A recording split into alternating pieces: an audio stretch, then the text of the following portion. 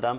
మహబూబ్ నగర్ జిల్లాలో ఏ పార్టీ ఎన్ని స్థానాలు గెలుచుకుంది, అలాగే అధికార కాంగ్రెస్ తో పాటు ఇతర పార్టీల సిచ్యువేషన్ ఏంటి, రెండవ విడతకు మరి విడతకు కూడా ఏ రకంగా వీరు సన్నద్ధమవుతున్నటువంటి పరిస్థితి, తదితర అంశాలన్నీ కూడా మనకు అందించడానికి మా కరెస్పాండెంట్ శశి లైవ్ లో సిద్ధంగా ఉన్నారు. శశి.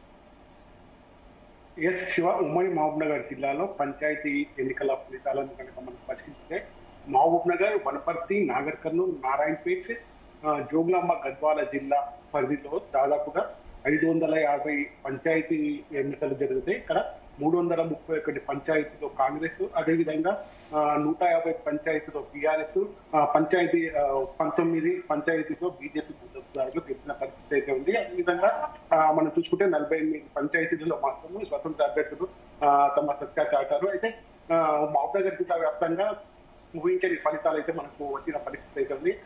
మహబూబ్ నగర్ రూరల్ మండలం 24 గ్రామ పంచాయతీలో కాంగ్రెస్ 12, బీఆర్ఎస్ 12, అదేవిధంగా మహమ్మదాబాద్ మండలంలో పరిగి, అదేవిధంగా కాంగ్రెస్ పార్టీ తన హవా అయితే కొనసాగించిన పరిస్థితి ఉంది. ఈ మండలాల్లో 15 స్థానాలను కాంగ్రెస్, అదేవిధంగా 4 స్థానాలను బీఆర్ఎస్ గెలుచుకున్న పరిస్థితి ఉంది.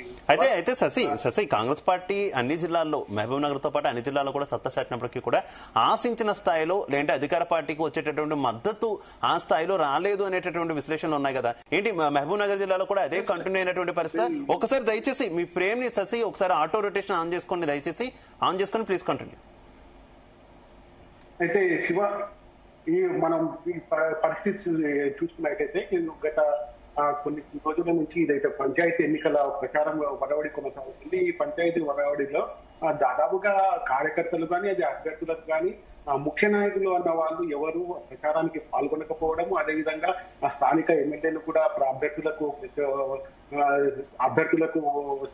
దీటుగా ప్రచారానికి ఆయా గ్రామాలలో తిరగకపోవడము, అదేవిధంగా ఇప్పుడైతే ఏదైతే కాంగ్రెస్ సంక్షేమ పథకాలు, అదేవిధంగా ఏవైతే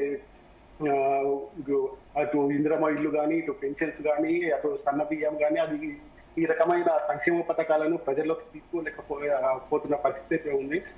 మొత్తానికి ఏదైతే అభ్యర్థులు ఉన్నారో ఆ అభ్యర్థులకు పూర్తి స్థాయిలో బడా నాయకులు ఎవరైతే ఉన్నారో బడా నాయకులు వాళ్ళకు సపోర్ట్ గా ఎన్నికల ప్రచారం చేయలేకపోయారు. దీనికి ఈ ఎఫెక్ట్ అనేది ప్రజలలో బాగా కనిపించిన పరిస్థితి అయితే ఉంది. అయితే ఏది ఏమైనప్పటికీ మహబూబ్ నగర్ జిల్లా వ్యాప్తంగా, ఉమ్మడి మహబూబ్ నగర్ జిల్లా వ్యాప్తంగా చూసుకుంటే కొన్ని జిల్లాలు మినహా మిగతా జిల్లాలలో మిశ్రమ ఫలితాలు అయితే వచ్చిన పరిస్థితి అయితే ఉంది.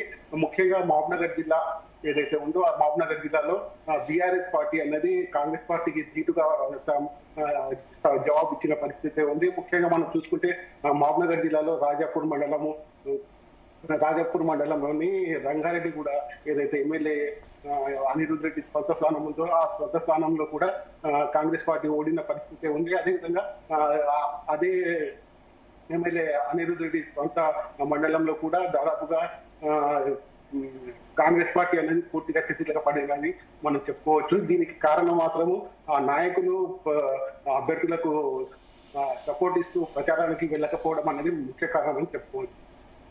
Right, okay, thank you Shashi.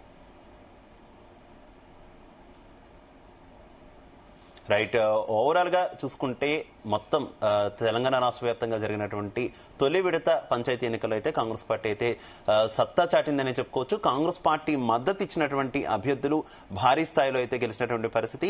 చాలా వరకు కూడా ముందుగానే కాంగ్రెస్ పార్టీ ఏకగ్రీవాలు చేసుకున్నటువంటి సిచ్యువేషన్ అయితే మనం చూసాం. ఏకగ్రీవాలు, ఆ తర్వాత అలాగే జరిగినటువంటి తొలి విడత ఎన్నిక, ఈ రెండింటిలో కూడా సత్తా చాటింది. ఈ 2 స్థానాలు కలిసి భారీగా మెజార్టీ స్థానాల్లో మాత్రం తొలి విడత కంప్లీట్ అయినప్పటికీ కాంగ్రెస్ పార్టీ అయితే పూర్తి చేసుకున్నటువంటి సిచ్యువేషన్ అయితే చూస్తున్నాం. మరోవైపు బీఆర్ఎస్ పార్టీ అయితే స్థానిక సంస్థల ఎన్నికల మీద చాలా ఎక్కువగా ఆశలు పెట్టుకుంది. కానీ గ్రామ పంచాయతీ ఎన్నికలు వచ్చేసరికి మాత్రం ఆ స్థాయిలో పెర్ఫార్మెన్స్ కనిపించలేదు. కానీ కొన్ని జిల్లాల్లో మాత్రం బీఆర్ఎస్ అయితే గట్టి పోటీ కాంగ్రెస్ కి ఇచ్చిందని చెప్పుకోవాలి. ఆ పోటీ వల్ల కాంగ్రెస్ పార్టీ కూడా కొంత ఇబ్బంది పడినటువంటి సిచ్యువేషన్. ఇక కాంగ్రెస్ పార్టీ పడినటువంటి ఇబ్బందుల విషయానికి వస్తే మరో అంశం కీలకంగా చూసుకుంటే రెబల్స్ బెడద కాంగ్రెస్ పార్టీని అయితే ఎక్కువగా ఇబ్బంది పెట్టినట్టయితే మనకు కనిపిస్తుంది.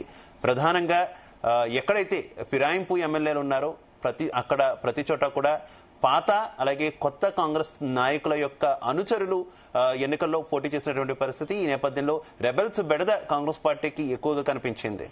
ఇక మనం ఒకసారి